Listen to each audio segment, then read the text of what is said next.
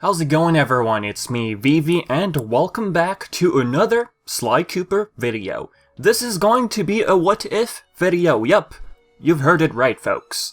Come on, it's gonna be fun. Let's go. Sly Cooper spans 4 games, 3 by Sucker Punch and 1 by Sanzaru Games. I was thinking, sure, Sly 5 will hopefully wrap up time travel, assuming that game ever sees the light of day.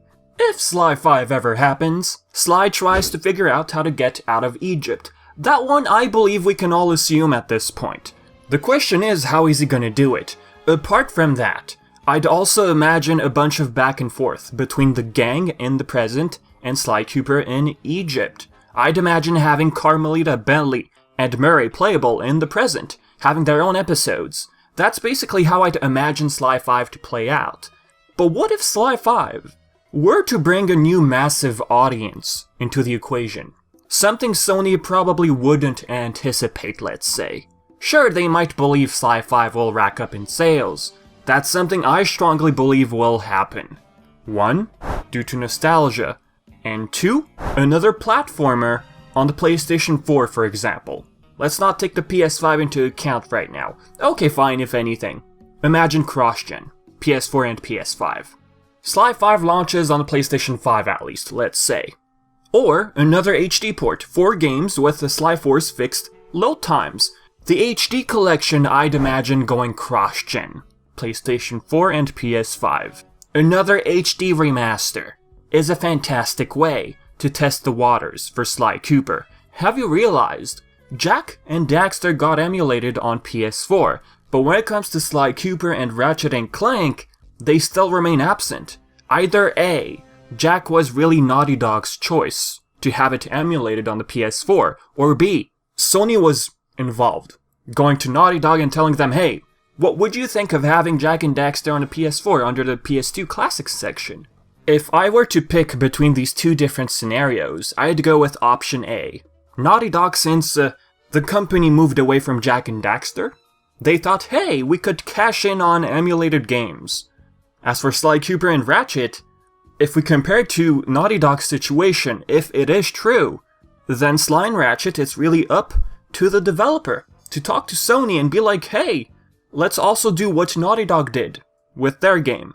I could be wrong though. Sony probably approached Naughty Dog on the offer, since Jak and Daxter is currently having the worst fate out of the trio, Ratchet being the strongest. Don't forget, Sony, when it comes to Sly Cooper, considered a movie and a TV show. Unfortunately, we have no idea what's going on with the TV show right now. Alas, the point I'm trying to make, the fact Sony tried experimenting with Sly Cooper, movie, TV show, regardless of whether or not it's happening, Sony's curious about Sly Cooper, and I feel Sony is willing to greenlight. It's just a question of when, and who is gonna handle it. Remember, Sanzaru got bought out by Facebook's Oculus. Sanzaru is no longer in the picture, despite them having huge passion for Sly Cooper. They did say they want to continue. This was before they got acquired by Facebook. Look, Sly 4, Thieves in Time was released in 2013. It's almost been 7 full years. Times change. Yes, back then Sony cut the DLC probably due to the lack of sales of Sly Cooper Thieves in Time. But between then and now, Spyro and Crash remakes happened. That should put Sly into a new perspective. With that, I'd love for the series to continue even after Sly 5. They can do it. We just need the right team for it. I know this sounds ridiculous because Sly 5 isn't even a thing yet. Or might not ever be.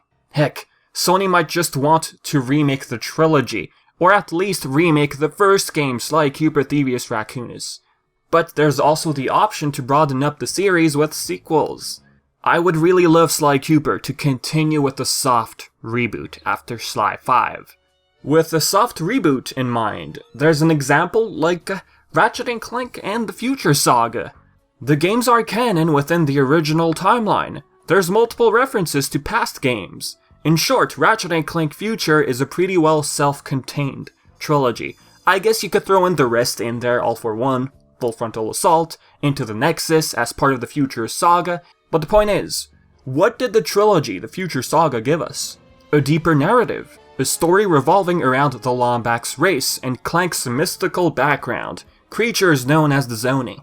With Sly Cooper being soft rebooted, let's call it the Clockwork Saga because why not? It'd be a perfect opportunity to not only take the series into a darker direction, I'm not talking about mature, don't confuse the two, okay? By dark I mean something just deeper. A story that really challenges our characters.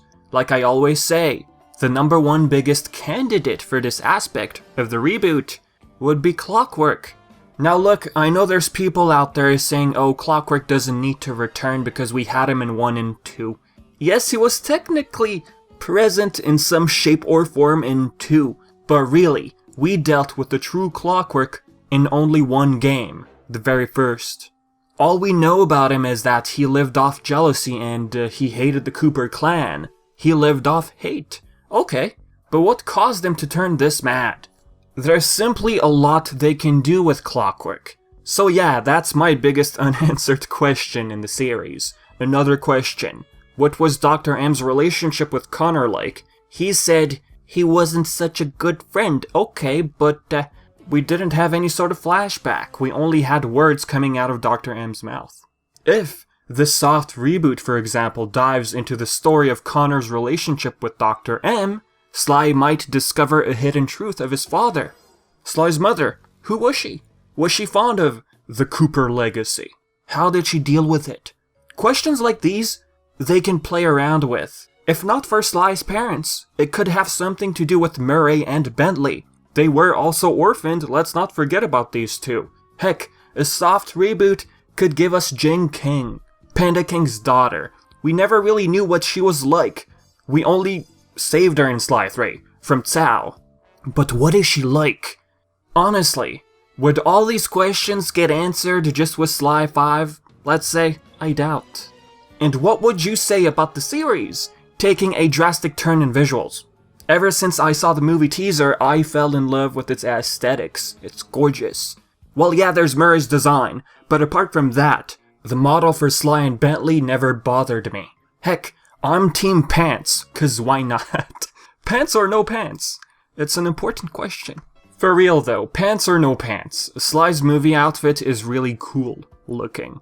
I really wish, for the future of the series, Sly gets the ability to switch between skins. And probably have their own perks, you know, add a bit of RPG element to Sly Cooper. Now the point is, CG Sly Cooper brings out an awesome color noir feel to the world. Imagine exploring these streets with these visuals. Wouldn't you at least, to the slightest degree, be curious about it? I'd also like to believe that Sly Cooper in CG will overall just be eye candy. Potential to attract a wider audience, why not? The new style, let's not call it graphics, okay? We're really looking at the art style, which will pique curiosity. Sly from the current style to CG, we're looking at aesthetic, aka style. Sly Cooper, reborn in CG, I'd imagine will be self-contained. It could focus a lot more on Clockwork, hence why I called it the Clockwork Saga.